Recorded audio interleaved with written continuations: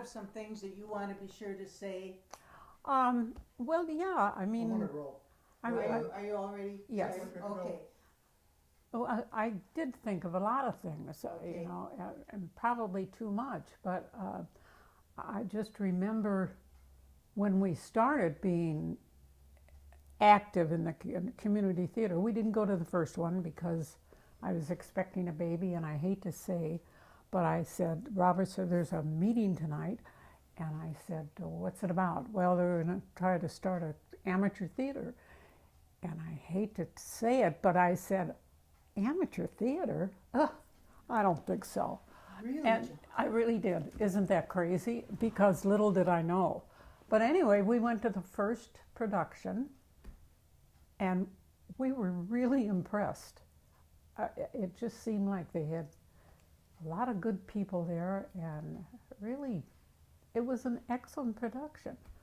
So we kind of got interested, and though after Eric was a couple of years old, I tried out, and Robert, of course, his first thing was doing the sculpting of the teeth of Minnie Bear for Annie Get Your Gun, and that was the start. But when we first started, somebody had to stay. We had 6 kids that were all under, like the oldest one was in 3rd grade, I think then.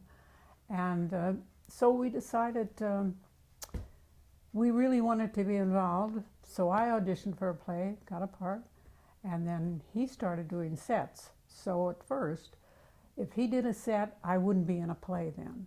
If I was in a play, he wouldn't do a set because somebody had to be home with the kids. But once we started, we just got so involved in it. And it was really an exciting time because everybody was really committed, and we did all kinds of things.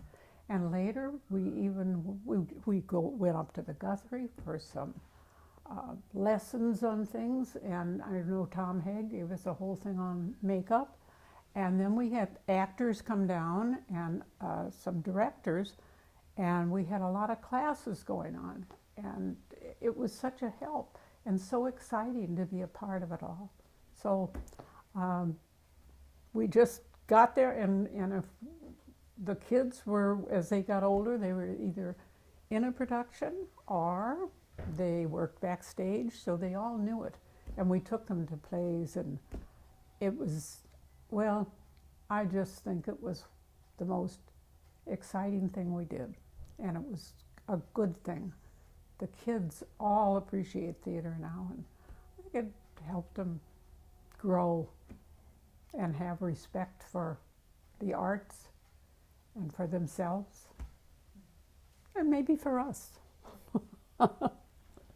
So anyway, I mean, I was just thinking of all the things that we did to really progress in this. And when we had Minnesota Festival Theater, those actors were so helpful. We could just learn so much from them. And it's an exciting time. I think about what an outlet it is for talent. For example, Joan sings and she acts, and she's a tremendous comedian.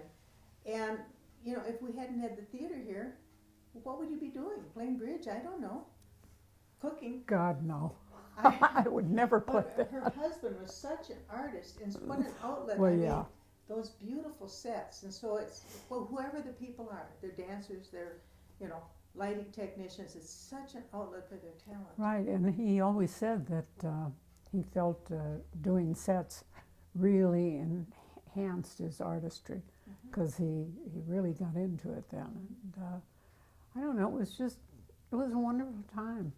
And people were absolutely committed. And I remember John Campbell saying, you can never miss a play unless there's a death in your family, your own.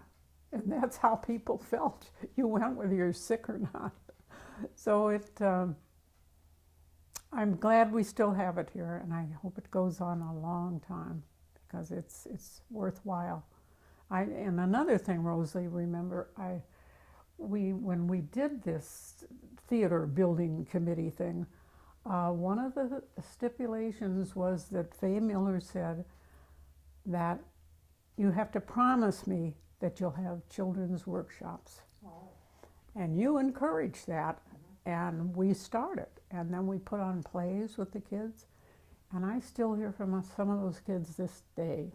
I mean, it was so much fun, and to see them grow, and to see a kid's face just light up, you know, and something, it just meant so much to them, and it was fun to see them improve, and some of them went on to do acting. And even if they didn't do acting, they went on to be successful in their careers because they had the poise, they had the composure, Absolutely. they could be in front of people. And Eric Nyquist had told me that, you gave me that confidence. I think he always had it, but he didn't know it. But and my own son, he's had a lot of good jobs, and then there was an interview with the McKnight Foundation, and he said that really helped him so much to be able to speak and to answer their questions, and it was narrowed down to 2 people, and he got it. And I just think there's that confidence about kids who have had that kind of experience.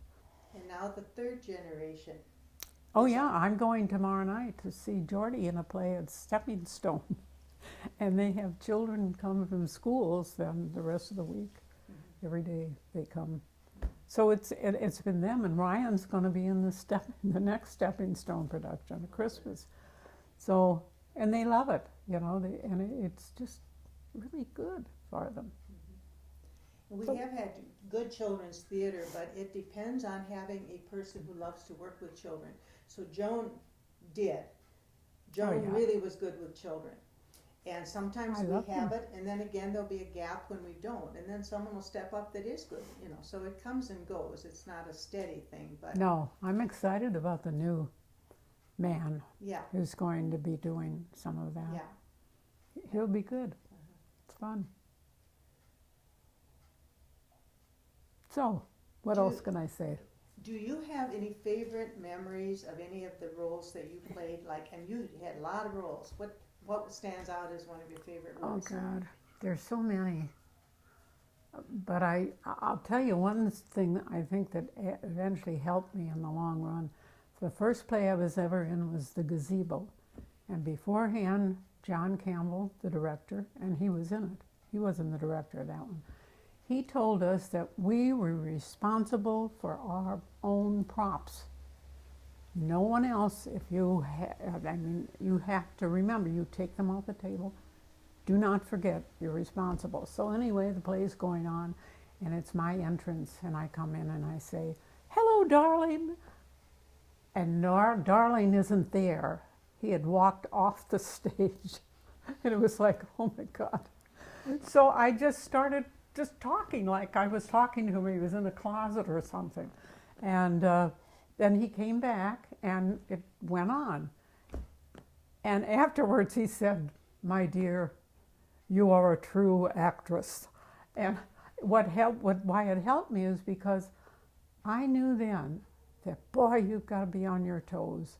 And I always learned the person who is speaking next to me, I knew what his my line would be. And if he didn't say it, I could pick it up.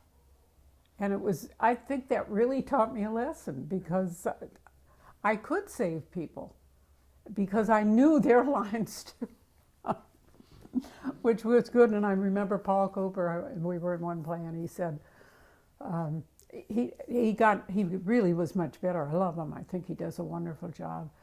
But he was fairly new still at the game, and he would not remember his lines all the time. And I remember we're talking about something, it was a cemetery club, and I turned to him, I've given him cookies or something like that, and I see this look on his face like, oh. So I said, "How do you like my cookies?" "Oh, they're delicious." It was just, "Oh, they're delicious." But he'd forgotten. And there were a couple other times. And after the play, I go down and he said, "Oh, you saved me again. What can I do for you? Do you have any car payments?" So it was, and I mean, it's just, things like that do happen, you know. I'm trying to think of, but anyway, you asked some of my favorite roles, and I really loved Adelaide. That was my first big role, and the college professors. John sent a letter to the editor saying we need men, and some of the students were involved. Well, a group of college professors show up, and they get cast in the play, and when it opens, all these professors are standing up there, gangsters. And the whole audience just laughed because they recognized a lot of them. But I like, I love comedies, but I always like something that had a little more, what a word I want. Just a little more serious stuff too, or touching.